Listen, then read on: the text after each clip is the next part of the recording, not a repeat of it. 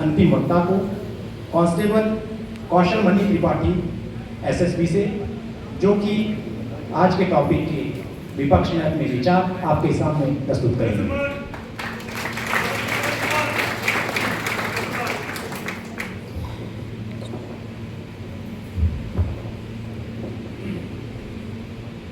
यदा यदा हि धर्मस्य ग्लानि भवति भारत अभ्युत्थानं च धर्मस्य तदात्मानं सृजाम्यहम्।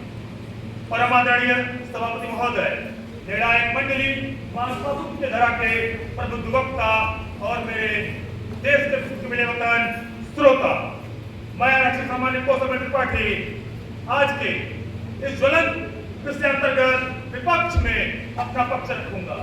पक्ष रखने से पूर्व महोदय पक्षधर साथियों के लिए 4 लाइनें बोलना चाहूंगा। तेरे कुल जाने दो पलड़े में की पलड़ा किसका भारी है। तुम्हें मानवाधिकार का ज्ञान प्यारा है, मुझे राष्ट्र की सुरक्षा हिंदुस्तान प्यारा है। महोदय,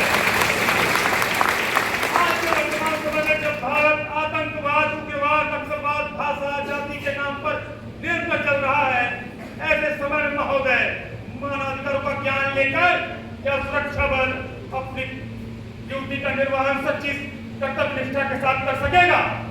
आज महोदय मणिपुर इसका ज्वलंत उदाहरण है। भाषा के नाम पर महोदय निरंतर महाराष्ट्र में भी विवाद देखा जा रहा है। महोदय पक्षधर साथी संविधान का उल्लेख कर रहे हैं, तो मैं बताना चाहूंगा भारतीय संविधान के अनुच्छेद 19 का, जिससे भारतीय नागरिक को स्वतंत्रता मिलती है अपना मत, अपने अभिव्यक्ति रखने की।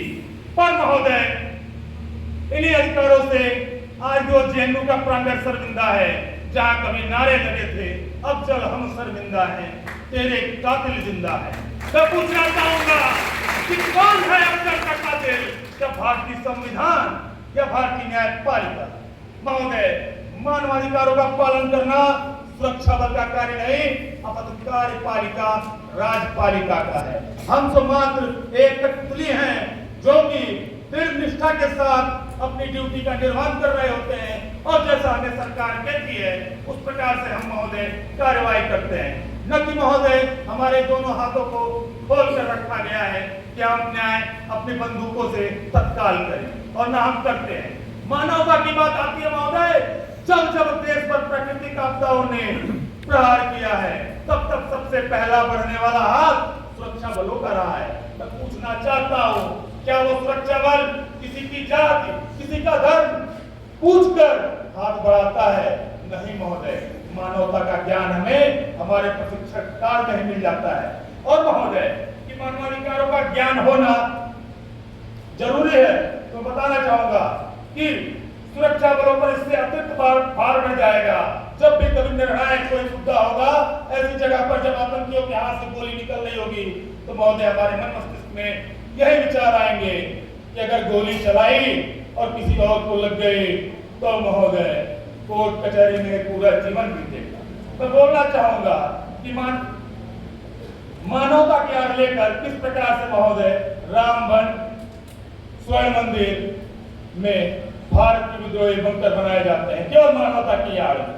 और महोदय मैं इसे कवितामय रूप से प्रस्तुत करना चाहूंगा कि 3 रंग संग चक्र हमारा जब तक चौराहों पर जलाया जाएगा, 3 रंग संग चक्र हमारा चौराहों पर जलाया जाएगा, तब तक इन गद्दारों को गद्दार बुलाया जाएगा, लाल किले पर फांसी का गद्दार बताया जाएगा।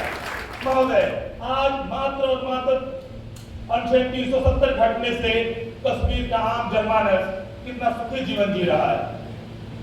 तो महोदय मानवाधिकार आयोग को भी ये विचार करना चाहिए कि कौन से कानून दानवों के लिए बने हैं या कौन से कानून महोदय मानवों के लिए बने हैं। किस प्रकार से महोदय सुरक्षा बल सच्चा न्याय कर सके अपनी ड्यूटी के साथ, क्योंकि हर सुरक्षा बल का एक ही दायित्व है, राष्ट्र की सुरक्षा। महोदय मैं बताना चाहूंगा किस तरह से आईटीबीपी के जवानों ने वर्ष 2013 में केदारनाथ त्रासदी के समय में अपना सर्वस्व लगाकर भी आम जनमानस को सहारा दिया था। मैं बताना चाहूंगा महोदय किस तरह से एसएसबी सीमा पर लगातार निरंतर जन कल्याण की योजनाएं चला रही है। अंतोत गप्पा महोदय, मैं 4 लाइनों में अपना वक्तव्य समाप्त करना चाहूंगा कि सब जब तक आस्तीनों के न मारे जाएंगे, सब जब तक आस्तीनों के न मारे जाएंगे, हौसला कितना भी हो हम जंग हारे जाएंगे। और घर के दुश्मनों से हम फिर करेंगे फैसला, पहले घर के जाहिलों के सिर उतारे जाएंगे।